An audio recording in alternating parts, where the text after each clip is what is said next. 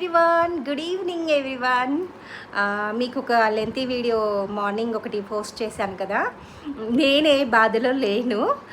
వాళ్ళకి కళ్ళు తెరిపించాలని, అంటే ఎవరైతే తప్పుడుగా మైండ్ ఉంటుందో చూడు పీపుల్, ఆ తప్పుడు మనుషులకి కళ్ళు తెరిపించాలి అన్న ఉద్దేశంతో చెప్పాను. ఎలా అంటే ఇప్పుడు ఆమె నాతోని ఏం చెడుగా డైరెక్ట్గా అనలేదు.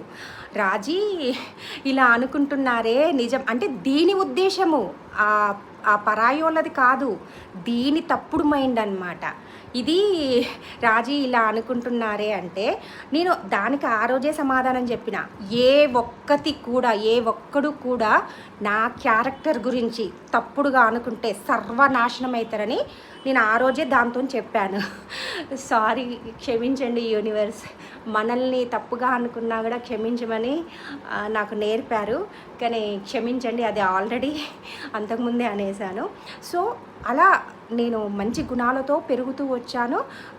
రోజు ఎక్కడెక్కడ పొరపాట్లు జరిగితే నేను అవన్నీ సరిదిద్దుకుంటూ ఒక గొప్ప జ్ఞానంతో పెరుగుతున్న నేను ఆ రోజు నీ మాటకి నేను ఎంత బాధపడి ఉంటాను ఒక్కసారి ఆలోచించు.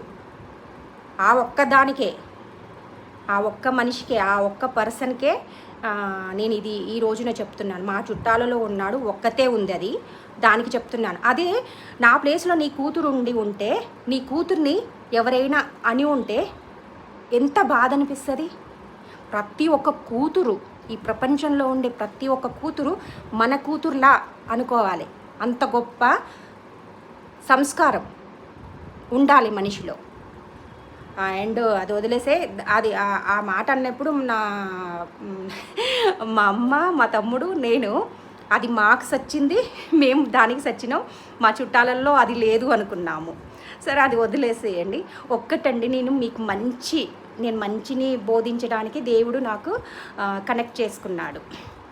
ఇప్పుడు పరాయి వాళ్ళ గురించి ఆలోచించాల్సిన అవసరం ఏంటండి? మీకు చేతనైతే మంచి చెయ్యండి, మంచి.